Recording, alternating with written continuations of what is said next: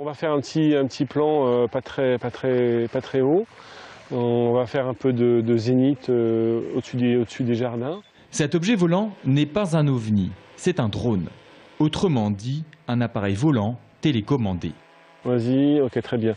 Vas-y, monte en altitude d'un coup. Ok, super, continue. Mickaël et Marc dirigent tous les deux cet engin pour réaliser des images aériennes. Marc pilote le drone et Mickaël commande une caméra qui peut être dirigée en vol à 360 degrés. Cette technique de prise de vue est aujourd'hui très prisée par les chaînes de télévision.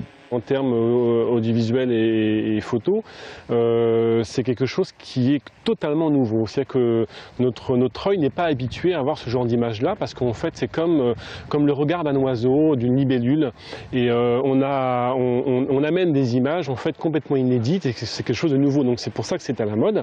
Aujourd'hui, Mickaël et Marc sont au château de Villandry afin de réaliser des images pour une grande chaîne nationale. Le drone peut s'approcher très proche des bâtiments, contrairement à un hélicoptère, et peut voler jusqu'à une altitude de 150 mètres.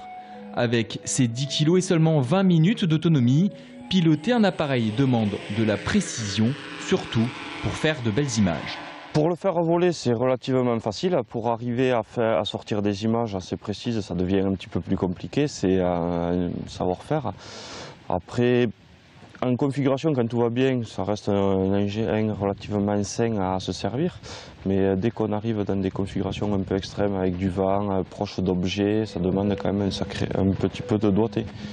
La belle image a un coût. Un drone complètement équipé coûte près de 20 000 €.